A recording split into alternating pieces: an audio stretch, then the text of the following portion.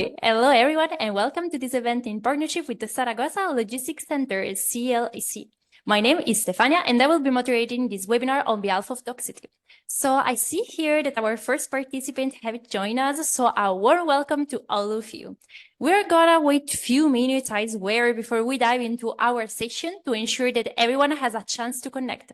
And in the meantime, don't hesitate to say hi in our chat here or introduce yourself. Furthermore, we're curious to know where are you joining us from, so please take a moment to share your location and your city in the chat. Thank you for being here, and we will start shortly. Also, in the meantime, I just wanted to inform you that we got a Q&A session lined up after the section. So this is your chance to ask your questions to our panelists. So don't be shy, go ahead and type your questions and curiosities in the Q&A box. We will be thrilled to answer them. Also, if you're interested in receiving the certificate of attendance issued by Docsity, stay tuned because we will give you more information after the presentation. And in today's webinar, we will delve into supply chain and logistics, gaining insights from current and former students. You will discover the admission process, hear about student life in MIT and Spain, and the career opportunities also. And as you can see, I will not be alone. Here with me, there is Marta, Director of International Masters, Andreu, Head of Industrial Network Management for Manufacturing and Supply at Sanofi, alumnus Zeta Log, and Julio, student at Zeta Log. So thank you for being part of this event, and thank you to all of you. And now, without further ado, let's get started. So Andreu, the floor is yours. Hi, everyone. My name is Andreu Torregrosa. I did Zlog in 2008 with the 1 month in Boston, very cold month. Remember that we had snow up until there. Visiting the MIT University was really incredible. I'm an industrial engineer by formation. I had worked 3 years prior to doing the ZLC, doing operations and logistics. In a chemical company, 2% margin, which teaches you a lot on where you can make mistakes or not. But yeah, I did feel that I needed more knowledge, and that's why I joined Zaragoza Logistics Center at that time. And maybe Marta, later, if you want, I can introduce myself more in my career post Zaragoza, if you want. Sure thing. Julio? Hi, Marta. Thank you. Hi, Andre. Welcome to all participants. My name is Julio Gastiaburu. I am from Lima, Peru. As Andreu, I also studied industrial engineering. And then after some years working in the mining fields from South America, where also operations never stop, so imagine that supply chain is really challenging, I decided to also look for a program outside my country to fill the gaps of my background. And currently I'm doing this master here in Zaragoza. So yeah, thanks. Okay, and my name is Marta Romero. I'm the director of the International Masters Program. And first, I would like to thank Stefania for the introductions, and also Andreu and Julio. Andreu, because he recently joined Sanofi, so I guess he's super busy at the time. And Julio also because he's 2 months from graduation, so he's busy with the courses and with finalizing the thesis. And today we decided to change a little bit the format of the webinar, and I'm just going to make it more interactive so that you get to hear from both current students and an alumni. So I have different questions for either one of them or the two of them, and I think that we can start. Are you ready, guys? Yes, but Marta, may I ask that you ask Julio first? My second son just arrived. I need to hug him. Okay. And No problem. Let's start with Julio. So Julio, as a current student, can you please share with us what drew you to this program and what has been the most impactful aspect of your experience so far? Yeah, thank you for the question, Marta. So as I mentioned before, I came from the background of engineering. So I think as many of the participants here that are curious about how this program works, as many of them, I decided to start in the supply chain as an empirical professional. I mean, I didn't have the chance to be trained as a supply chain professional to do my job. So I mostly learned from previous mentors in my previous companies. And also try to do my best doing my own tools and my own management to get into this. So the first thing that I decided after working like 10 years in the mining field was that I needed to also get a little more of a specialization in order to get better solutions for the companies that I've been involving in the last years. So after a little of research of doing investigation, I found CLC as an option. And what I liked the most was this particular way of teaching supply chain. I would say that I couldn't find a better institution in the way that is very specialized in the field. Also, you have professors that create better knowledge every year, so the trends are very updating. Also, this amazing connection with MIT Scale Network, right? That brings you the opportunity also not to meet people in Zaragoza, but also around the world. So because of that, I took the decision. I remember I speak first with Sira at the beginning on one of these fairs that you offering during those times. And then I have the chance to talk to you, Marta. Both of you were very, very gentle with me, helped me a lot in the process of admission. And after doing this admission, I finally was admitted to a CLC. And after 10 months, I would say that the experience is more than I expected. I would say that because not only I think that I am learning from amazing professors and getting the knowledge, but also the opportunity and privilege to be with new classmates here that came from different backgrounds in the supply chain. I came from the sourcing and procurement fields, but and now I have the chance to meet people from demand planning, people that are more involved in operations, warehousing, sales and operation planning. So you get all this knowledge now with you. And then when you started to think better, when you take decisions in your companies or the organizations that you are involved, you get a more systematic way of thinking. So this is good for you in terms of getting the best of the opportunities when you take decisions and the risk involved, right? So yeah, I would say that this is a nice experience so far, Marta. Okay, thank you. So Andrea, would you- Marta, yeah. sorry, can I comment on one point that Julio mentioned? I mean, I think he answered many important points, but one that I think that it's very useful for all of you guys is the one of thinking when is the right time for you, right? I think, Julio, I think you said you did the program 10 years after being or having a professional experience. In my case, it was 3, with some time in China in the past. And this question is tricky and it has a very different answer for many of you. We've seen people that entered very early, let's say with 1-2 years experience, having very nice results. But in this case for Julio, for example, the right time was a few years later, right? So, you know, it's a key question that you have to ask yourself, when is the right time? And if you are in doubt, then just do it now. That's awesome. And I'm never tired to say that diversity is key in our program. And as you mentioned, so we have recent graduates. We were just talking before about a recent graduate who was with us yesterday presenting some opportunities within his company. And we have people with over 15, 20 years of work experience. So that's a different, a very diverse profile that we have in the class. So Andrea, let's go back to you. And so you are an alumni from the program. You graduated back in 2009. Can you please tell us a little bit more about your journey after you completed the program? How did the program prepare you for the real world challenges in supply chain management? Oof, many questions. Maybe let me start with how has my life been in the last 15 years? Well, you mentioned I recently changed company. That's February 1st, but maybe let's start before that. I started in a role that was demand and supply, right? It was the one that where you have to challenge how the demand is coming, what are the figures, you have to allocate it between manufacturing sites. It's a biotech company that I joined. It was Hoffmann & Roche in Switzerland. And it took me a while, I would say, because to learn and to be able to propose changes, because the pharmaceutical world and biotechnology industry is very regulated and there is a lot of demands on quality, on service. Missing, a stock out can mean, a death of a person, right? The time to bring produce is expensive and long. But at the same time, there is a huge need for transformation, and it takes a while until you master a bit the constraints to be able to propose and come up with good ideas. Julio said that Zaragoza teaches you to have a lot ideas and how to, optimize the supply chains.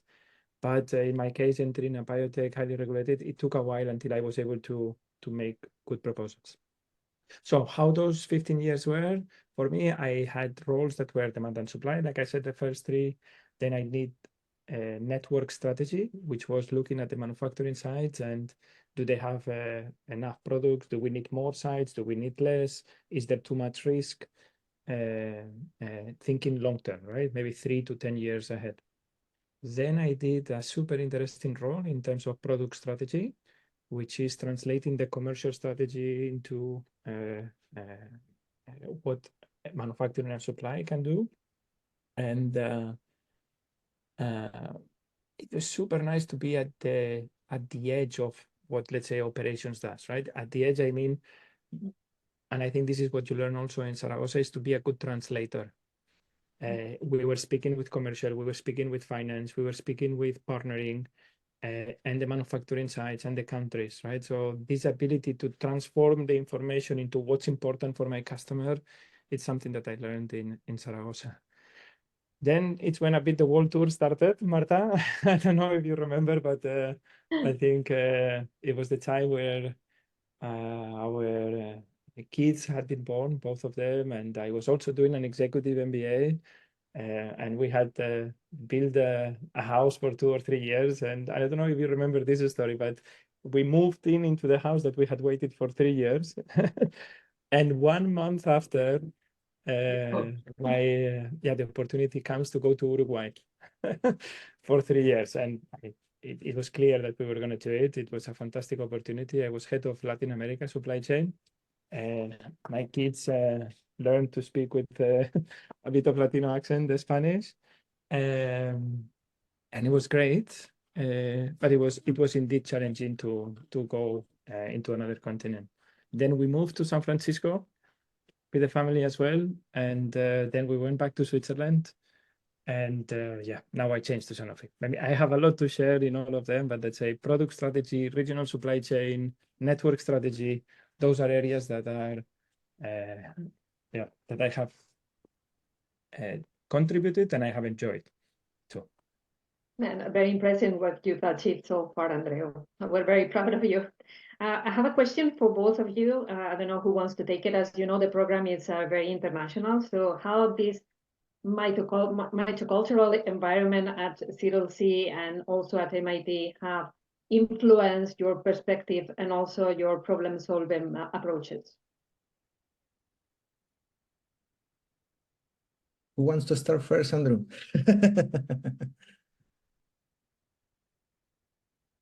Yes, I mean, it's a hard question, Marta, I have to say, because I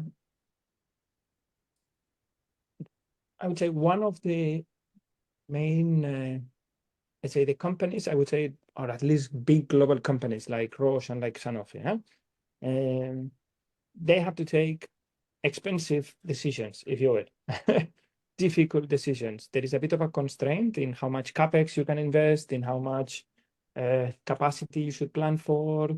There is trade-offs of markets, but also you always have the patient at the end and you always have to guarantee supply, and it's difficult, right? So I would say one thing that these big companies lack is the ability to simplify decisions, right? In every topic you go to, there is always technical components, there is always regulatory, there is always quality, there is always costs. There is like, you could spend on every of these decisions, you could spend, I don't know, a year, but you don't have a year, right? You usually have 2 weeks. So I would say that what my biggest learning from Zaragoza is the part of trying to understand and simplify which are the real critical metrics that impact this problem. And because of all the presentations, because of all the exercises, because of all the talks, the ability to synthesize this message and produce it in a way that can be understandable by people that have even less time than you, if you want. Did that help? Maybe Julio, you want to contribute to that?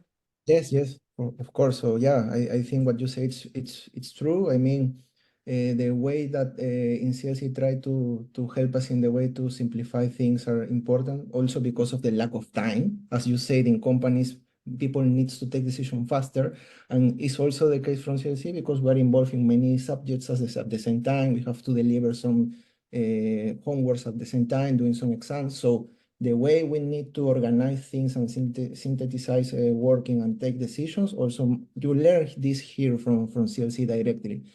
And also, I would like to complement this because I also came from international companies that have this particular thing that is multicultural as well. That one of the things that maybe CLC is going to help you, and I think it's really important, is that you spending months with people that not necessarily came from your own country with your own rules and the way you normally speak and say things. This experience is going to help you to express better your ideas and convince people that what you are really saying is what it's the best way to make a solution. So sometimes you think that because you are doing a nice calculation and you have the optimal solution, you're going to convince everybody that this is the truth. But not everybody understanding the same language, not everybody understanding the same way. So we need to be careful in the way we communicate with each other in a respectful ways, understanding the diversity that we have around it. So trying to explain ideas is also important. And as you mentioned, Andrew, I think in a systematic and very short pattern is also good as well. But it's so true what you are saying, right? The right number is like 10% of getting through the solution.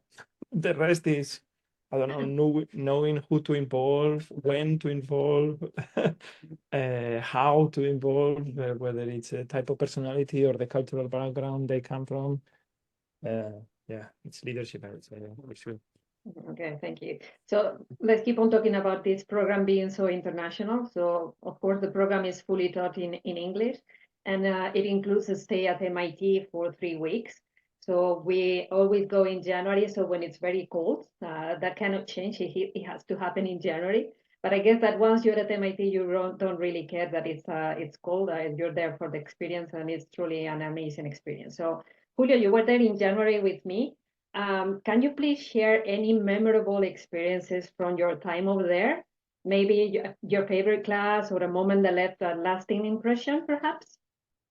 Yeah, yes, of course. And I think this is one of the, we can say, desserts that CLC has in store with you if you're interested in doing the program, because I would say this as a personal opinion, but I would say maybe this is something that we can share here in this space for all the participants, that many of people who study engineering has like an objective of at least being once in the MIT, because it's like the top of your dreams, right? Being there, I also feel that I also feel the sensation of sharing my ideas the way MIT does. I mean, the motto, the motto of MIT, that is hands and minds, is really inspirational. So I think by the starting point, being there with this amazing snow and blizzard that you have in January, but also the experience to have this little tour around MIT in the first day of your stay there, having the opportunity to walk through all the campus, visiting the different faculties, and how this university do investigation is amazing. I mean, I would say this is a good space for getting this, we can say, inspiration for continue doing your journey after you going back to Zaragoza. So let me at least pick 2 takes away from that, Marta, because I think there are many of them actually in terms of experiences. But I would say one of the most important is, of course, the people you met there. I mean, you came from Zaragoza doing this amazing program here in CLOC, but you have also the opportunity to meet the people of Scale Network. So I have the chance to meet people from China, from Nambi, I think it's the name of the program. Then we have the people from GCLog, and of course the people from MIT itself, right? So you get this connection, which I think it's really, really powerful connection, I would say. Who knows that what the future has in store for all of you. So having this connection can help you for future endeavors, possible entrepreneurship that you would make with some of them. Maybe you are leading a company in the future, but maybe you are not a specialist in some of the field, but you know a guy who knows the topics very well. So this is the way you should work in your connections, right? Trying to get the most of them. And the second one, I would say, for me was also a big takeaway. We have the opportunity and the privilege to stay with one of the most important people in the field of supply chain.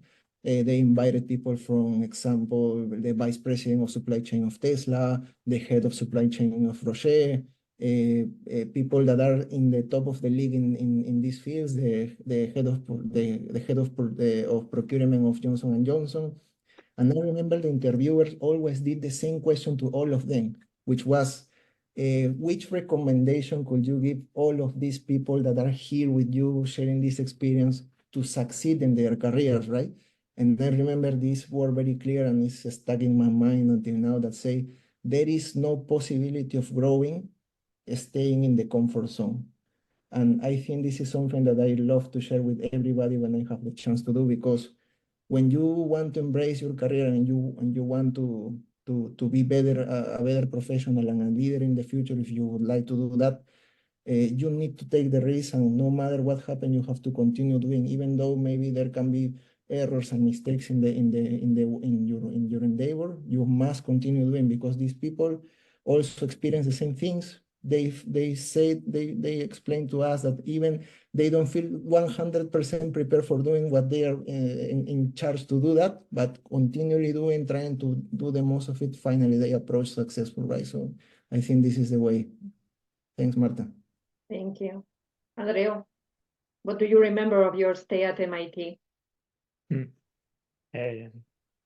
I go for it, but Julio has very wise words sharing, right? So I second everything you said, Julio, on all the aspects. But I remember same part of industrial engineering in my case, being there and like just being mind blown. At that time, I remember on the part of getting to know the other colleagues from the other locations. I don't know, in our case, there was a bit of a competition. Would we be able to, the Zaragoza, we were mixed in teams, right? For some simulations or for some topics. And I said, hey, Zaragoza has placed us in a good level, right? I was afraid that we would be very far, I don't know, from the MIT. No, I mean, we were competing head to head, and in many cases, we were stronger in some of the areas and some of the fields. And that maybe I see some of the questions in the chat of the cost of living, or maybe these aspects from Spain. We were doing that with, let's say, 6 months of a better quality of life, a better cost, if you will, right, in our backs. But maybe if I can build on Julio, that time was fantastic and we loved it, and the competition was great. What I did not understand that could happen 15 years later is that I've been back many times at MIT Center for Transportation and Logistics, because it is a reference center globally. So both the operations leadership team of Roche and of Sanofi have been there multiple times, right? I think in that month where there is the poster sessions, the career discussions, it's a place that you go for either meeting the students of supply chain, or for meeting the professors and the labs that they have. It's important. Thank you So both. the memories continue. I can see. So one of the things that came out after the 3 weeks when we had the debriefing session was how important networking was. And networking not just between the students, as Julio mentioned. So nowadays, Andrea, we go with the students from all the other different scale centers. So with students from the Latin America program, we also go with the students from Luxembourg and from NIMBO. So it's around 200 students that go to MIT in January. And kudos to our colleagues at MIT, because they really do a great job at splitting the students into different teams, so that the idea is that you would not spend time with the students that are in your program, but with the students from the other programs. So hello. So there are, of course, talks by professors from MIT, from senior supply chain managers, and top people from the different industries. And then, of course, there are simulation games that they have mentioned as well, and leadership session. So let's move on now to industry, okay? So this would be for both of you. So how has the program facilitated interactions with the companies? Any exciting projects or collaborations that you would like to highlight? Post program, correct? Post-program or during I the remember. program? I can If tell you we're one during that the actually. program, it was maybe too long, so maybe after. No, I have one that I think is the perfect example. I don't know if I'm going to be able to explain it because do you need anything from me? Sí. Okay, Sí. so No, que acabes de parlar y después. vale. So I remember once. So let's say when you are in the global company, one of the things that you lack is time, and time and people that have the supply chain knowledge, right? So we did go back to the CLC for thesis, in which we could have the support of some of the students to help us understand the problem that we had. In our case, the problem that we had was that we had never looked at the complexity of the portfolio, looking at the SKUs, the profitability, the impact on the manufacturing sides, the packaging in a way that was somehow easy to understand and make proposals to simplify the number of SKUs, the number of configurations, and yeah, going products and countries one by one, right? So this project, we did it with a couple of Z-loggers that then actually joined the company. One of them, and the other one went also to another location in Switzerland. That project was a master project in a way that not only we had very good data and we understand that we had very good proposals that would go later to the ExCom, the executive committee. Then also, let's say we visualized it in a way that was, you know, the combination of great thinking from the students in Zaragoza. Like we did like a booklet showing by product, by factory, the impacts. It was really nice. And yeah, this was one of the projects that then caught the attention of David Lapre. That was been a sponsor also of Zaragoza for many time. And actually is maybe if I can say, it's also one that got me the current job in a way, because 7 years later, the Sanofi was 7 years after that initiative, Sanofi was in a similar situation to prune their portfolio. And yeah, they called me to see, you know, if I could explain how we had done it. I explained it. And 2-3 years later, they reminded me. And then they they offered me to go for interviews now. So yeah, this is a project that got hiring into some of the Zaragoza students into Switzerland. It got very good decisions for the company, and you know, it went to other companies as well in the future. Yeah, no, and also before I forget, I will just say that what we like in the program as well is that we have the best ambassadors. So Andreu is one of them. Andreu not only helps with admissions, bringing in students to be enrolled in the program, he's helped us in the past to get thesis projects, and he's also pushed for students to get recruited by Roche, and hopefully now with Sanofi as well. So sorry, Julio, you can go now. No, that's okay. Yeah, I just complement what Andreu mentioned about the experience of the industry being in CLC. I mean, as a C-loggers and having this experience here, don't get wrong, all participants, that maybe you are thinking that we are just only studying, getting to know with teachers, and that's it. We are really having experience also with industry, because since the first day that you are here, you started with something that is called the Zaragoza Academic Partners, right? Which are these companies that Marta mentioned that are really interested in develop some ideas of solutions or way to solve problems that they have. So we are talking about real problems. We're not talking about a case that maybe is like, you know, maybe you are reading some cases that from previous from other universities that have some hide figures in order to not reveal the real phone. But in this particular case, companies such as Sanofi, Roche, and many other ones came to CLC trying to show their problems. So we as students divided in teams. So we usually have one professor that is giving us all the the support and the guidance, and with the help with all of the students, we participate in this. So this is like being in a company doing a real project. So it's not, you don't feel like you're an outsider there, because you are always having monthly meetings with the company, trying to show the progress that you are making until then you get the feedback. Then also your professor is trying to help you in a way to solve the problem. So you are going to you're going to be involved in different kind of problem depending also in your taste. What are you looking for? You have the chance at the beginning to say, I am more involved in demand planning. No, I prefer more the things that are happening in sourcing.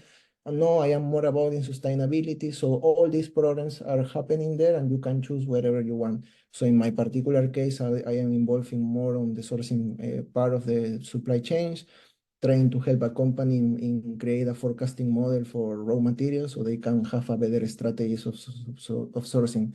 But it's not the only way how you be involved in industry as well, because as Marta mentioned, and Andre also, I think, participate many times, many alumni came to CLC, bring their experience in an event that is called the company days, right? So they share all the experience that is happening in this company. You have direct interaction with these alumni, but also they came with the HR teams that belong to these companies. So you have the direct connection to them. So you can start, if you are interested in some of the positions that are happening there, you can talk to the previous alumni there or the HR contact, and you can get this amazing bridge. Of course, we have a corporate relationship manager here, which is Mar, which is amazing. She's doing an excellent job trying to get together students and companies. So I would say that this is also important.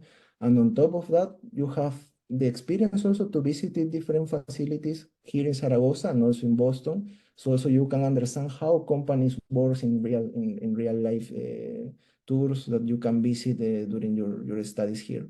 So yeah. Oh, I think you are. Marta. Yes, I realized that I was on mute. That happens to me all the time. Sorry. So I was just saying that thanks to Julio, and that we already know that Julio is going to be a super ambassador. He's already offered to Sira and myself to help get students. So I mean, I cannot be more than grateful. So you mentioned already about your thesis project in a nutshell, but Andreu, can you reflect on your past experience? Your project focused on selecting forecast parameters, right? So what do you remember about this project? This is a tricky question, 15 years ago. But I remember the moment you said it, everything, right? It was, well, first of all, I remember my thesis advisor, Prashant Yadav, and I would say thank you. I mean, Prashant Yadav was an incredible professor in which you wish you could have recorded every of the classes, because you needed to watch it 2 or 3 times to understand everything, I would say, to the right level. No, yeah, in that case, I mean, the project itself was how to fine tune a forecasting model, right? I would say maybe if that project were to be done today with all the advanced analytics that we have, with all the Python coding that exists, would be very different. But at that time, we were doing everything with simulations, and yeah, it was fine, a better way to increase the forecast. It opened me new areas of models for forecasting, but I would say the most important of all was to get to know more a professor that I admired and that I learned and I can tap into for the last 15 years. Whenever I have needed him, he always has responded, and vice versa. Every time he's asked me something, I don't question it and I just go, same as when you do, Martha. Thank you so much. So yes, we were talking about the experiential learning. So that will be part of the program, is that you guys will be working on a thesis project. So that is going to be with a company, right? It's going to be on a real life supply chain problem that the company is facing. And the way we do it is that we get these projects during the summer, and we get the companies to come and present them in around mid-September. So the way we handle it is the companies come to present the projects. We have the students also who are interested, and maybe the companies, they want to interview some of the students. They decide, okay, anyone who's interested in my project, I'm happy to interview. or some companies with whom we've worked for many years, they are just happy we assign a couple of students to the project. So they will work, okay, Andreu mentioned Prashant, who was a faculty member back at the time he graduated. And now we have also the permanent faculty who are the thesis advisors of the students. So in the case of Julio, is Spiros. We mentioned, and then again, diversity international programs. So Spiros is a professor from Greece who did his PhD program with us in Zaragoza and who has been working as a professor since then. And then you will be taking so the thesis project from October onwards.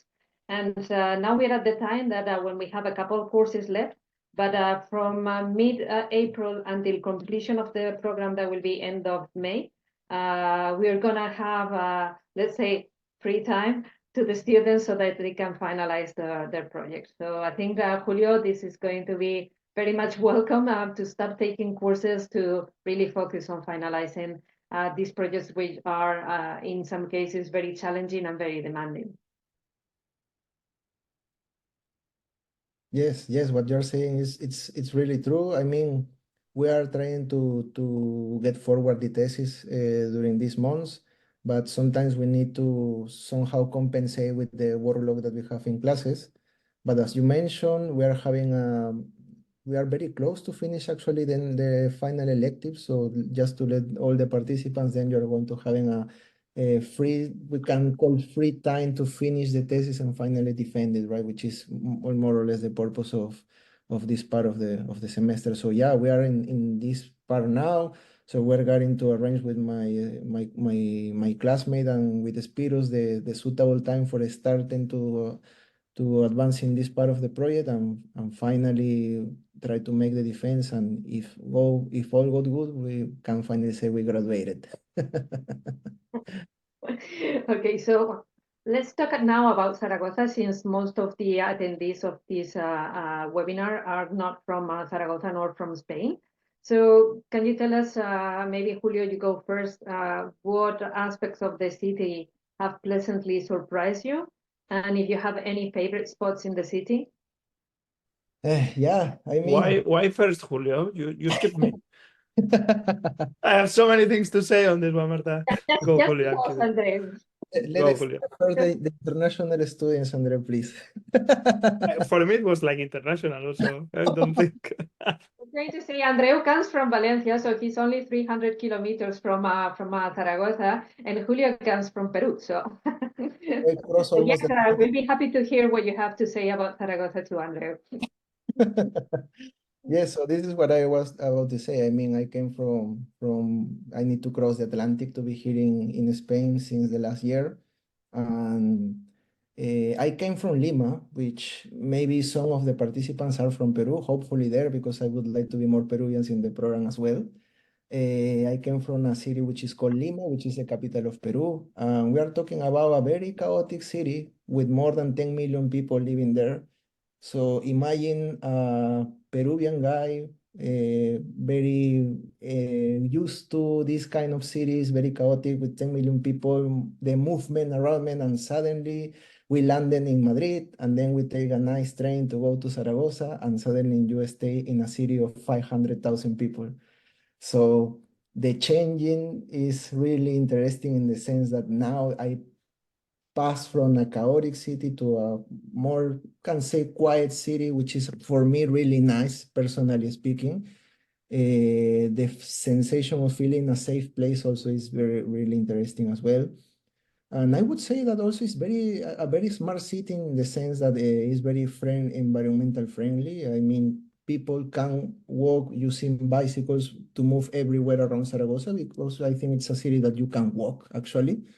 You can use many means of transport, such as buses or the tram as well, that also are electric or at least hybrid. So we are also very friendly environmental. So the footprint is also a very interesting thing here. But maybe for people who doesn't know why CLC is in Zaragoza and why this institution is really here is because the strategic point that is connected to all the main cities around Spain, right? So if you trace a radius of 300 kilometers, you also meet Valencia, where Andreu live, but also you can find Madrid and Barcelona. So this is a very strategic city in terms of logistic operations, right? That's why the Aragon government take this initiative of creating this strategy place as a logistic hub, and that's why also CLC existed right here, right? And if you ask me about my favorite spot, I would say I love to run across the Ebro River every day as much as I can. If I had the chance to run around the river, it's really amazing. I also like to be in the center in Plaza de España with my friends in El Tubo sometimes to celebrate after the exams. And who knows, maybe if you like soccer, you also want to love to go to Romareda to see Real Zaragoza playing some football match there. That's good, Julio, and I could not have said it better. One more thing to add is that Zaragoza is a very affordable city. It's not expensive at all if you compare it to big cities like Madrid, Barcelona, or even other European cities. So you will not need a big budget for living expenses in Zaragoza.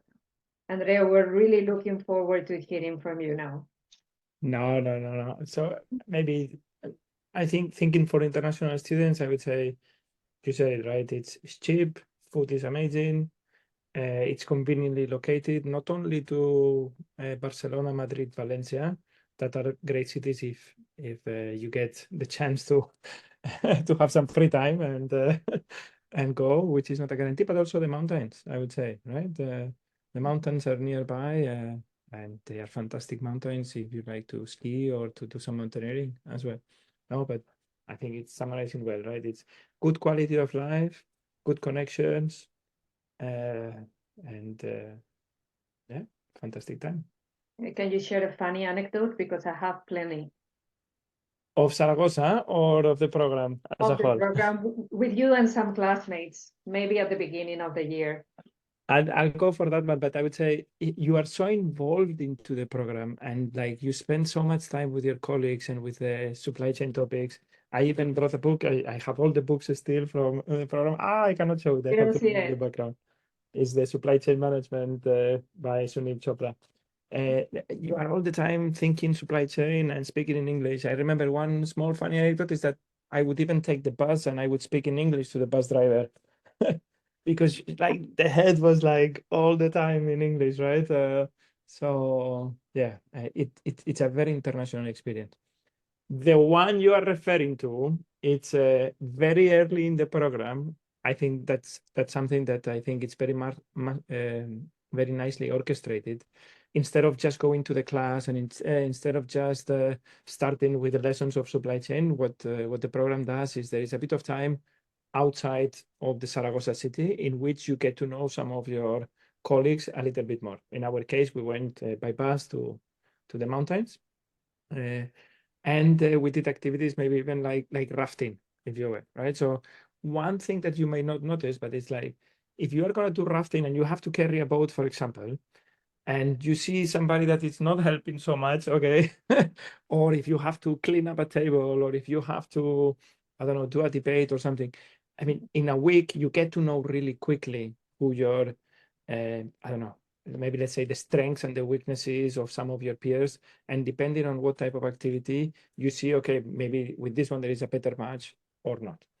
The anecdote you are referring to is that I think we went to a little town which had a very nice That's the one, local yes. fiesta, local festivity. Very little town, maybe 100 people, right? But they had a stage that was a stage for, I don't know, huge stage. And between the Mexican, the American, the German, the Spanish, we improvised and we sang in front of the full town, creating a bond and a community. And it was a very nice night that In created. fact, I remember it very vividly. They thought that we were coming from the United Nations because this was a village in the middle of nowhere where they had never seen like any other people besides the local population. So that was really great. I think that we need to leave some time for Q&A, but I'll briefly mention that we have a very good financial aid program. Both Andreu and Julio received a scholarship, and we have scholarships that can go up to 70% as well as a loan. And I'll end up, I mean, we have more questions, but you see that these two are very chatty. And I'm glad that they have so many things to say about the program. So the last question would be for the audience. So for the potential future CLOC students, what advice could you give them as they consider joining the program? And what do you think that makes a CLOC stand out? Andreu, want to go first? Yes, the first one, I think I already mentioned it, is the one of the timing. Really think when is a good timing. And if in doubt, just go and do it, right? But you do need to be clear that if you do it very early in your career, then might be very good for maybe switching into a bigger company and going more into graduate programs that you learn in diverse ways. If you do it a bit later, you might be targeting more a senior or a let's say a career change that it's important for you and it can help you. Think of the experience. I saw in the Q&A the questions about what type of options are there after. I mean, supply chain is very diverse, right? I would say there is, for example, Julio comes from a background in procurement. Within procurement, there are many career roles that you could benefit from having this program. And that's it. You time it well so that you can actually target those roles afterwards. But usual ones, I would say, are demand and supply. I would say, think of the type of, you have to think of the big decisions, right? That are, which countries do I want to live? Which industries do I want to go for? Do I want to be more in execution? Do I want to be more in strategy? And then, put all the energy into it. But there is a supply chain, that's a good thing, that connects the full organization. So usually you can be more working in new product launches, you can be more in planning, in master data, in processes, in analytics, or in a manufacturing side, or maybe working in a market for the country. So try to say no to some of those things or prioritize which ones are the ones that have the biggest factor for you. Is it the company? Is it the country? Is it the industry? Those are some little advice. Thanks, Andrew. Well, I just want to complement what you are saying because I think that what you say is really, really the truth. I mean, supply chain is an amazing journey.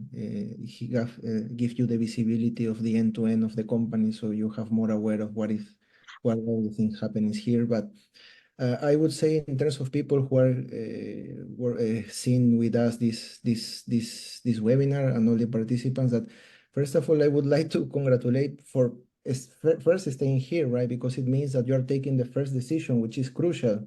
So you want to start something different in your career. So this is very brave. No, not everybody wants to do this. I mean, it doesn't mean that because it's really enjoyable, it doesn't mean that it's not going to be challenging, right? So it is this create this effort. So I just want to say congratulations for start here and thinking in your professional career in the future.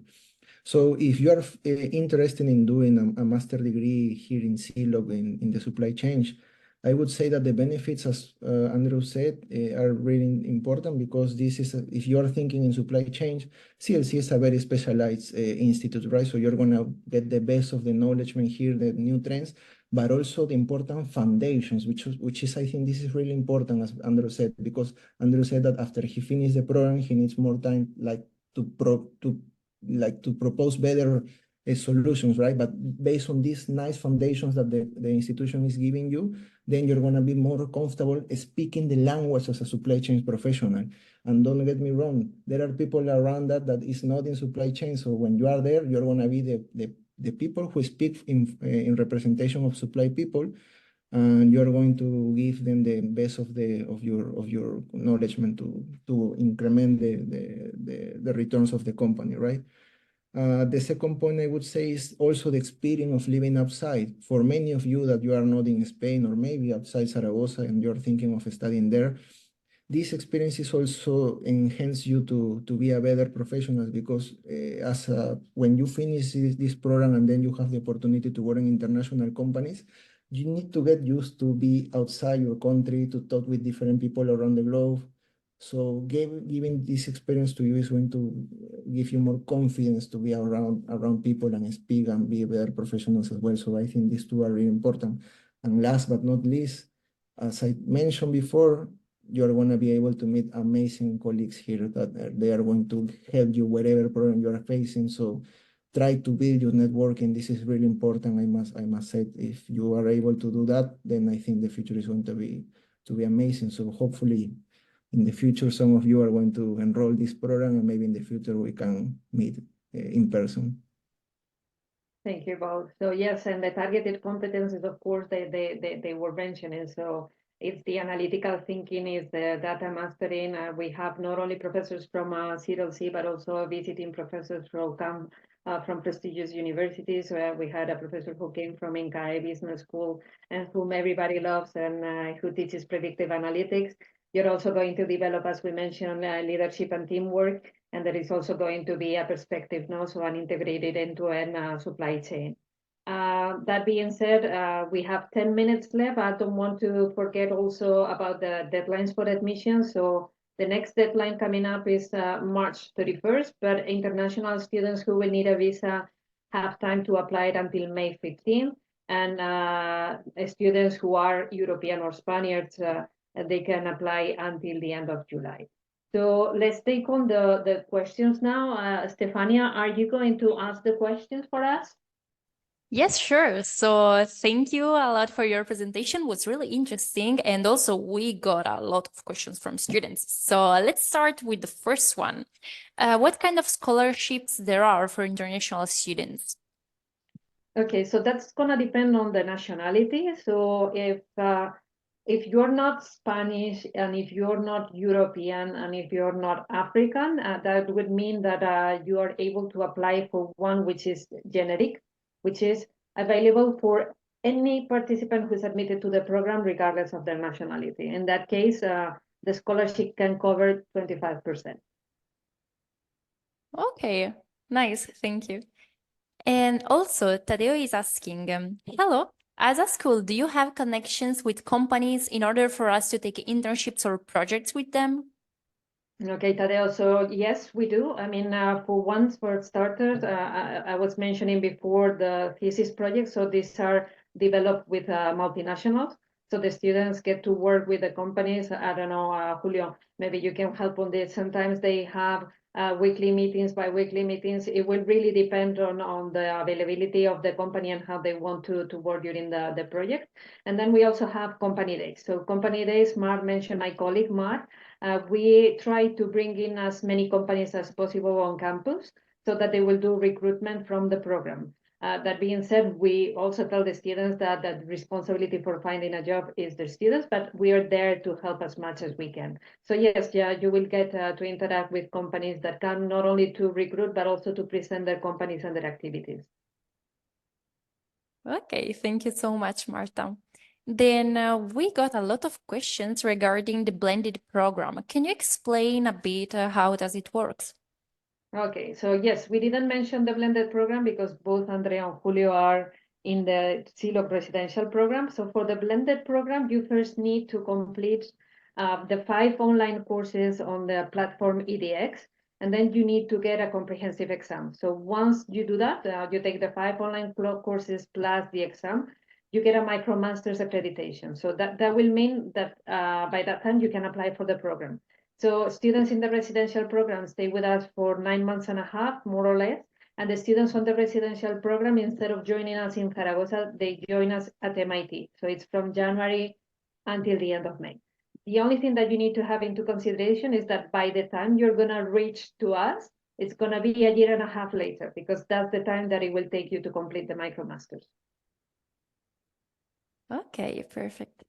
And they are also asking if they need a prior experience to get accepted. Okay, yes. So at least we require 1 year of work experience. And then again, I know that I bore some people when I say that the program is very diverse, but that's one of the particularities. So, I mean, Julio can of course say as well, because he's in the program. We have students who are recent graduates with little work experience, so with 1 year of experience. And Julio himself has a lot of years of experience. So for us, mixing this in the program is also very important. It doesn't need to be experience in supply chain as such, but experience in operations, some sort of internships that the students may have. But yes, at least 1 year of experience is required. Okay, good to know for our students. And also, Jolie is asking, what is the level of English required? Okay, so depending on which test you take, it's a C1 level. So you need to have a very good command of English because, as I mentioned at the beginning, the program is fully taught in English.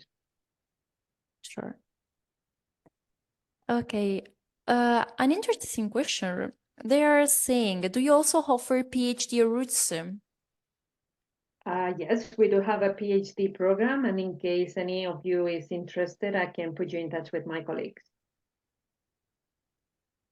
Okay. And also, they are saying, hi, I am from Lima, Peru. Ah. See, Julio, I am interested in knowing what advice you would give to some pursuing this master degree in the future. Well, I could take that. Well, first of all, well, I don't know the name of the person, but I also would like to say hello because even though it's from my country, but still I am very happy that we have people from Latin American as well, which is also important. So, which advice can give you? First of all, I think that I think you first take the first good decision, which is stay here to getting to know a little more about the supply chains.